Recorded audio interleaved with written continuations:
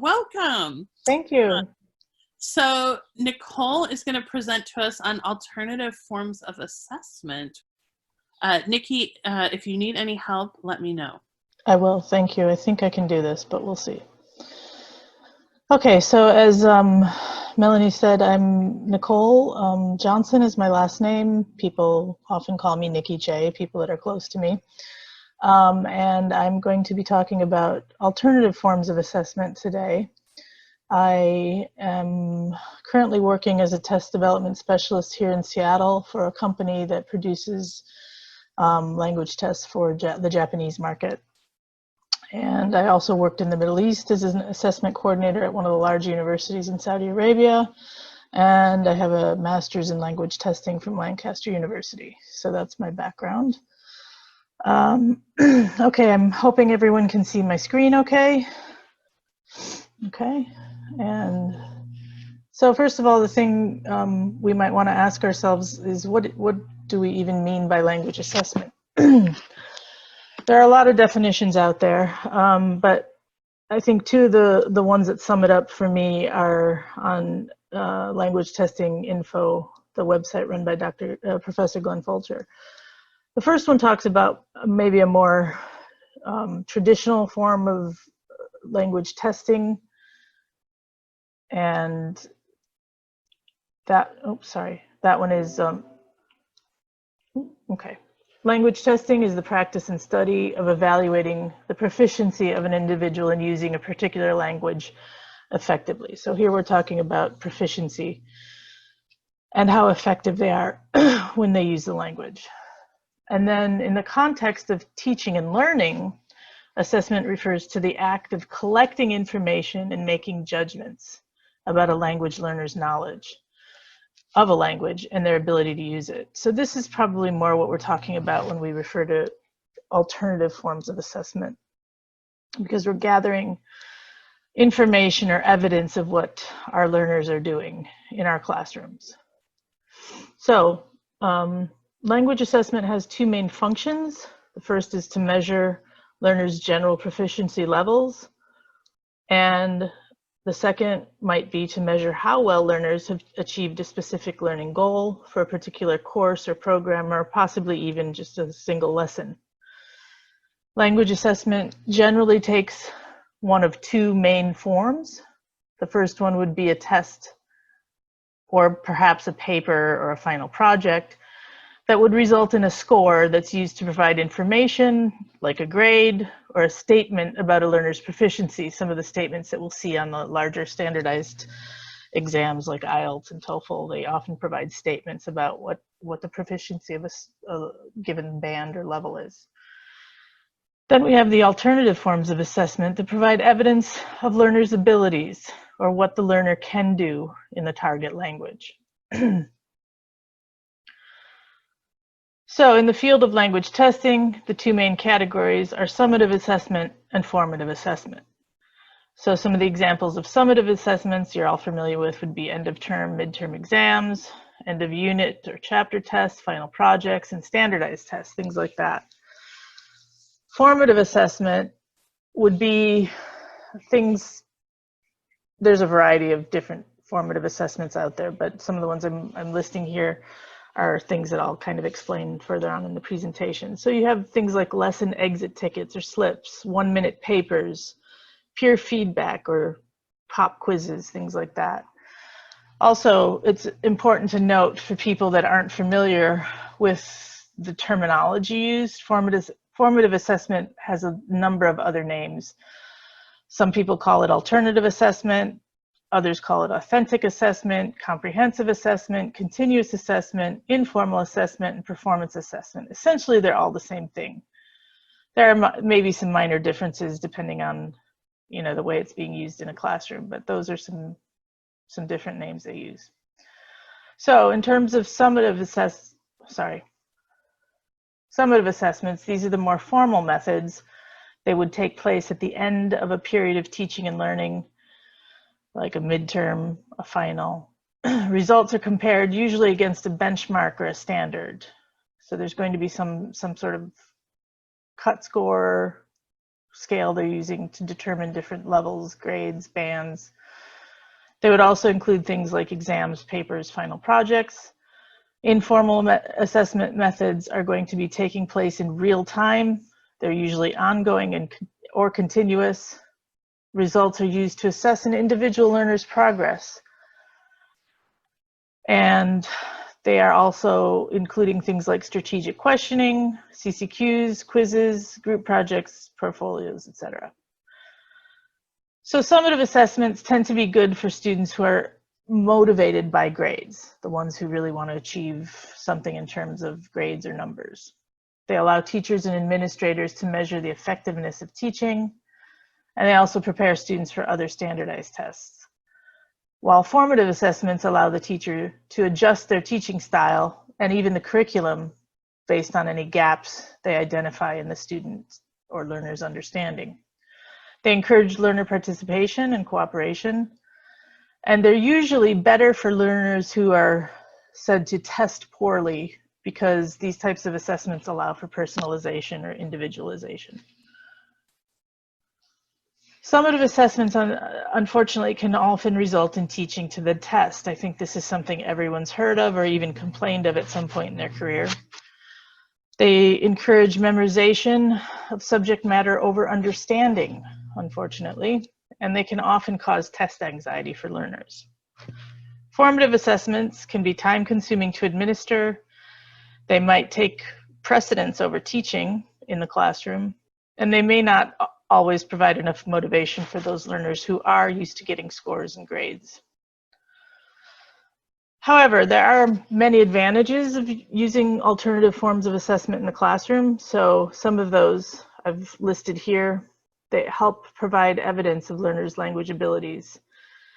And that can be gathered in a supportive, non-threatening environment. I think that's key here, is that it really reduces the stress level of students when it comes to being assessed. They often don't even know they're being assessed, so it's helpful that way. Real-world practical tasks can be used to measure the learner's language abilities.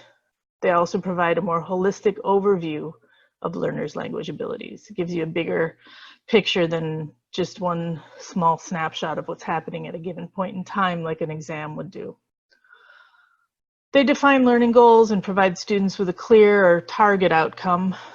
So this helps the teacher communicate to students what they're supposed to be doing in a classroom. And the students are not confused, hopefully, with these types of assessments. They engage students by connecting real-world situations to learning activities. This is another important aspect of formative over summative. They're often much more practical, more useful for the students themselves. And again, they provide the personalized learning experiences for individual learners rather than a whole group, one test for everybody type approach. The use of focused and targeted feedback to inform students of their gaps is probably one of the biggest advantages of this type of assessment. This sort of creates a continuous feedback loop between the teachers and the learners about what's working and what isn't, what the students are understanding, what's still missing. So I think that's the biggest advantage, probably, besides the first point here, that it provides a non-threatening environment, is that it's this continuous feedback they get. So some of the types of alternative assessments that we can use in the classroom range widely. I've just included some that I think might be useful here. So for very low proficiency level learners, you might need to use nonverbal assessment strategies, or even for learners who don't want to speak up in class, they're too shy, they're embarrassed, whatever the reason might be. You can use things like diagrams and illustrations. You can make them match images to words. Infographics are quite useful. There's also all sorts of pictorial products like drawings, dioramas, models, graphs, charts. All those things can help students communicate. And then, of course, there's physical demonstration and response, such as gesturing, the thumbs up, thumbs down when you're doing comprehension checks. They can act out vocabulary or concepts just by playing a game of charades or something like that. Then we also have types of alternative assessments that help monitor learners' understanding and speaking abilities, so oral performances and presentations. I think most of you are familiar with and have used these in your classroom, but you may not even be aware that you're using them as an assessment, but you'll be monitoring students' progress during class discussions and debates. You'll have students describe, explain, summarize things. There's often games taking place in the classroom that can showcase what students can and can't do. They can do interviews and surveys with each other. They can do something like a living book report where they sort of act out what happened in a book or a short story. They can do a number of types of oral reports. They can be tell stories, text, things like that. And then of course, role plays are used a lot in the ESL, EFL classroom. So these are all types of oral alternative assessments that we can use to monitor and evaluate our students' progress. The written products, things like comic strips, controlled writing tasks, when you break down the tasks for them, so you'll only maybe have them brainstorm during one lesson, and then in the next lesson they might, you know, write an introductory paragraph or something like that, and break it down into smaller pieces for them. They can write dialogues for their role plays. They can have group writing activities where they work together in pairs or groups. Things like lesson exit tickets or slips are a good way to get immediate feedback from students about what they've learned or what they still don't understand. 1-minute writing assignments are useful as well for teachers who want quick feedback without having to spend a lot of time on these types of assessments. Peer reviews and self-reviews are also very popular in the ESL, EFL classroom because it helps students look at other people's work, look at their own work, reflect, write some critical analysis of what they see. Portfolios, of course, are a big and very popular form of alternative assessment. These are used to collect samples of their work and track their development. And you're also helping create a record of their progress throughout a course or a program. So some of the items that teachers or students, if they're the ones who are selecting the items themselves, would be checklists or drawings, interview notes, mind maps, recordings, survey results, tests and quizzes, and then any number of writing samples would be put in there. One important thing to note is that the more variety of items you can put into a portfolio, the better teachers can gauge learner development throughout the course or the program. Another useful thing that has been used more in general education are the KWL charts. So these are things that measure excuse me, what the students already know about a subject, what they want to learn about a subject, and what they did learn about the subject after the lesson. Essentially, it's a graphic organizer, and they can be used with individual learners or with a group. They're often used either at the beginning or the end of a unit of study. At the beginning, they help teachers understand learners' background, knowledge, and their interests. At the end of a unit of study, they can help teachers evaluate the content, what was learned by the group or by individual learners. And then for learners with limited English proficiency, they can always even be completed with pictures or illustrations if they're not able to write it in the target language. Exit tickets or slips, sorry, mouse is really sensitive. Exit tickets or slips, these are similar to the next item that we'll look at, which are the 1-minute papers. These help students reflect on what they've learned during a lesson. So it's just a simple prompt or series of prompts that you might create for the students based on the lesson. They're written responses. Teachers provide it at the end of the class or maybe at the end of a given lesson. They're quick and provide almost immediate feedback. So the types of prompts they would use would be ones that document learning, ones that emphasize the process of learning, or prompts that will evaluate the effectiveness of instruction. So things like, did you enjoy working with a partner? Something like, write down one question you have about today's lesson can help the teacher understand what the students are still missing out on, those gaps that they have. The 1 minute paper, again, a very similar thing to the exit slip. This is just simply another series of prompts. They're supposed to write for 1 minute and answer the questions that the teacher gives them at the beginning of that 1 minute. So it would be something like, what did you find useful about today's session or lesson? What would you still like to know more about? These help the students reflect on their learning as well. These are ways that the student can just take a minute, stop, think about what they learned. And make sure that when you're creating these prompts, you'll get specific information, not just a yes or no response. Did you enjoy today's lesson? No, you don't want to do that. You want something about what did you like most about today's lesson. That way they'll have to write a little bit more detail for you. Here's a list of some useful resources when it comes to formative assessment, the KWL chart, some practical ideas about alternative assessment, some digital tools and apps that teachers can use for formative assessment. I think this might be especially useful nowadays, like Melanie was saying, and 25 alternative assessment ideas. So these are some resources people can look at to get an idea about, you know, what's out there, what are the different strategies that teachers use and find helpful. And then just here's a list of references for you. And thank you. Thanks for everyone who has attended, and thanks to Bounce English for creating the Teach-a-thon for us. And if anyone has any other questions or on this topic or on other language assessment topics, feel free to email me. I'd be happy to respond. And if anyone has questions now, please let me know. Yay, thank you so much, Nicole. That was great. I'm just gonna do that. Thank you.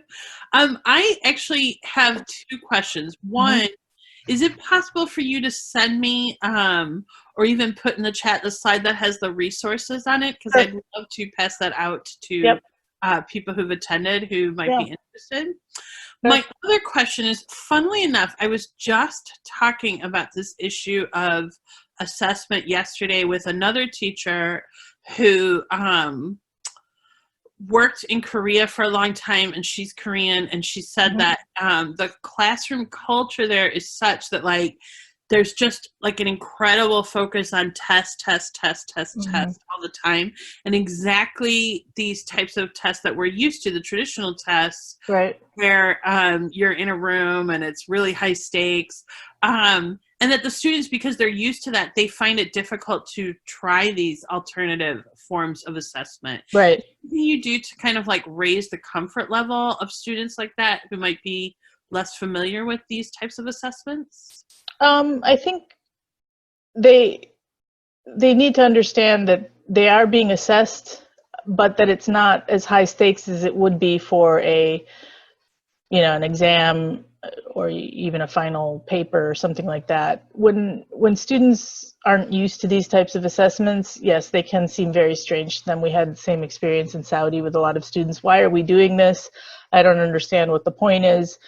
But I think that if you use certain types that are either fun and engaging for them, or that just don't necessarily seem like assessments, but that can give you some insight and can give them some insight into what they may still need work on, they start to see the advantage of this type of assessment. I don't know that they necessarily always see them as equal to summative types of assessment, which is unfortunate. But some of that is changing in certain parts of the world. I think in Asia, it still tends to be very heavy on the standardized forms of testing. And so that's sort of a cultural shift that, you know, you have to work on and help students that come from those backgrounds to kind of get an idea of why we might be trying to use different forms of assessment. So explaining things to them, again, asking them, you know, what did they like about this kind of class? Did they enjoy it? Did they not enjoy it? Did they think it was, going to help them understand things more? So I think just open communication with them about what you're doing and why you're doing it.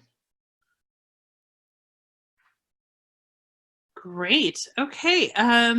Thank you so much. No problem. Yay.